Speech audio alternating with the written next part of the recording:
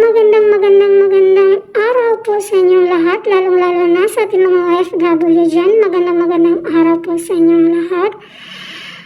Oh my God! BBM, binuwag ang PACC, Presidential Anti-Corruption Commission, na binuon ni Pangulong Rodrigo Duterte para mapanagot ang mga buaya noon. Alright, bago tayo magbigay ng opinion at reaction, panoorin muna natin ang video. Okay, intro muna tayo.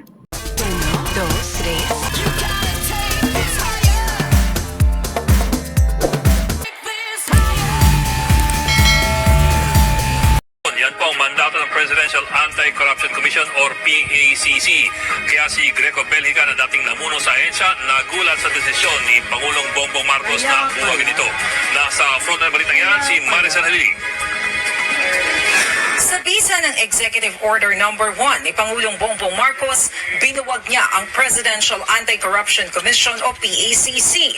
Ang komisyon niyan ay binuo ni dating Pangulong Rodrigo Duterte para tiyaking mapapanagot ang mga opisyal ng gobyerno na sangkot sa korupsyon. Katunayan, mula ng matatagang PACC, mahigit 13,000 kaso ng korupsyon ang naimbestigahan.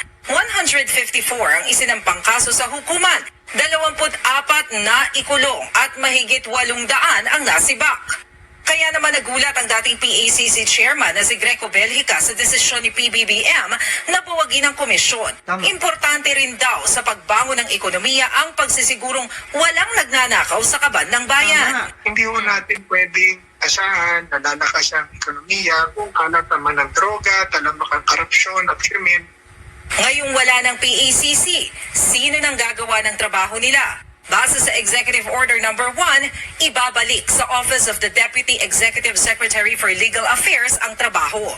Bukod sa PACC, binuwag din ng Executive Order No. 1 ang Office of the Cabinet Secretary. At ang kasalukuyang Cabinet Secretariat ay pangangasiwaan ng Presidential Management Staff.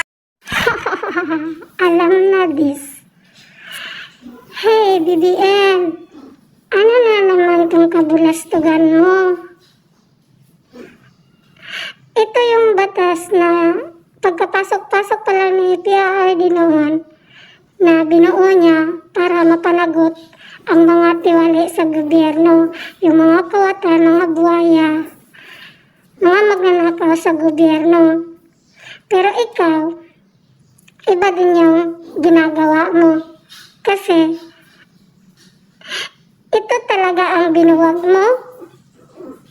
Akala ko ba, sir, bubuwagin mo ang korupsyon. Pero ito na, binuwag. Iba pala ang gusto mong buwagin. Yung batas na para mapanagot ang mga tiwali, mga magnanakaw sa gobyerno. Yan pala ang buwagin mo, hindi yung mga magnanakaw, hindi yung mga buhaya. Ano ba naman yan? Anyway, di naman yun ikapagtatak ka, diba? Kasi nga, yung mga ginagawa mo, yung mga nakakulong na may kaso, drugista, smuggler, lahat na may case, yung iba, pinalabas mo, ginawa mo, andyan, ginawa mong tauhan mo, kabinete mo, hindi natin alam, marami pang iba, diba? Sa mga binalita pa lang ni Miss Marlica, yung si Michael ma. Ay, isa na doon. Sino yung babaeng mataba, yung kalaban ni Duterte, si Dilima. Yun, pinalabas mo rin. Yung mga, di ba, nakakulong na nga, pinalabas na ito yung klaseng utak yan sa PBM. Yun nga, parang may sayad na. I'm sorry. Kasi kabaliktaran yung ginagawa mo. Hindi ka para sa taong bayan, hindi ka para sa Pilipinas, kundi para ka sa mga kapwa mo. Siguro nga, birds same feather flocks together. Tama ba ko? Oh, yun. bayan para mapadali, mapanagot yung mga buhaya. Tignan niyo naman, kaya pala, kahit kitang-kita na dyan sa tuwad ko na ang gagara ng mga gamit, ang gagara ng sasakyan, saan galing yan? Kaya pala hindi mapapanagot?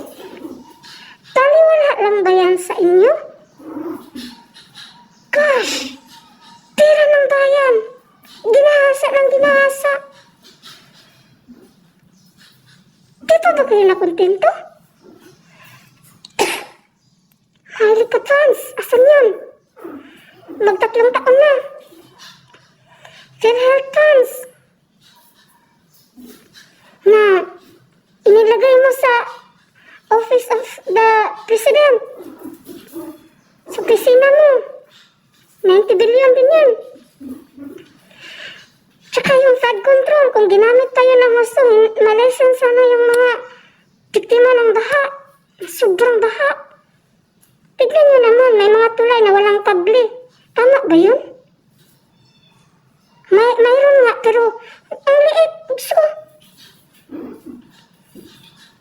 Kaya, grabe ang ginawa ninyo.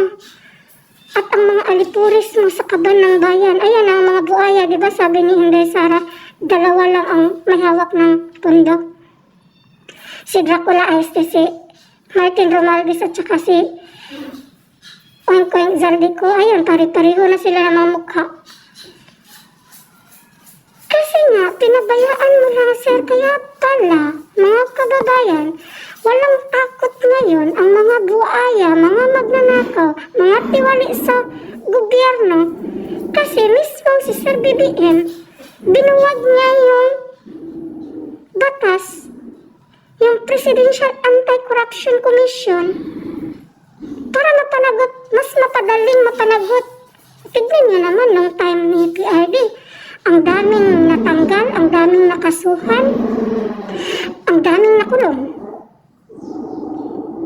Mas mapadali, sa batas na yan, mas mapadali mapanagot ang mga tiwali. Pero ang ginagawa mo, Sir BBM, wala, baliktad. Baliktad yung utak. Magdesisyon. Ang klase. Sko. Nakakairita. Lalo na yung mga buhaya dyan, ang mga alipuris mo, yung tuwad committee. Walang ibang ginawa kundi ang hanapin ang confidential ni VP Sara na lahat naman may confidential. O siguro yung iba wala, pero kadalasan mayroon. Hinahanap niya ba yun? Yung mismo kay Inday Sara, sabi ng kuwa, may mga resibo, may mga receipt. At saka walang mali sa mga paggamit ng pundo sa DepEd sa Office of the Vice President. Pero yung mga alipuris mo dyan, grabe. Sila naman mismo. Tignan nyo nga mga kababayan, alam naman natin na grabe sobrang may artista vantong hinayupak na babae yun. Diyos ko po, kaka-congressman lang. Ay naku mga kababayan, kung sino man yan, mga congressman na yan na taga sa inyo, i-fact check nyo. Lalo na yung mga congressman na may project nga pero nilagyan ng pangalan. Naku, bayan, may sayad din yan. Hindi naman pera niya yun, pera ng bayan. Diba? Minsan nakakainis lang kasi si Sir BBM, hindi niya kayang putulin yung mga sungay ng mga alipuris niya kasi siguro din yun din ang gawa kasi nga ang Maharlika fans wala sana yun yung mga fans ang daming fans. Ay naku, sana man lang BBM maging para sa bayan ka naman, maging para sa taong bayan naman po kayo. Maawa naman po kayo. Tama na ang pang-abuso ninyo sa kaban ng bayan. Hindi pa ba yan sapat? Diyos ko, laki-laki na ng mga pati mukha ninyo. Laki-laki na. Mga buhaya talaga. Walang kwenta, politiko. Puro pasakit. Ito namang mga utong. Loyal kami. Loyal Norte. O, tignan natin yung iba dyan. Pag, yung isang dilubyo. If ever darating yun, mangyayari na ako. Ewan ko lang. Kung love nyo pa rin. Ay, anyway, sa inyo din yan. Mga love ninyo na politiko. Pero sana naman buksan natin yung isip natin, timbangin natin yung puso natin, hindi yung, syempre naawa tayo kay BBM, pero paano yung awa kung tayo naman ang kawawa, di ba? Kaya sana pagdasal po natin lahat ng mga tiwali na nasa gobyerno ay magbago. Alright, yan lang po ang opinion ko at ang komento ko sa video yan. Maraming salamat sa panonood. Mahalin natin ang Pilipinas. Bye-bye.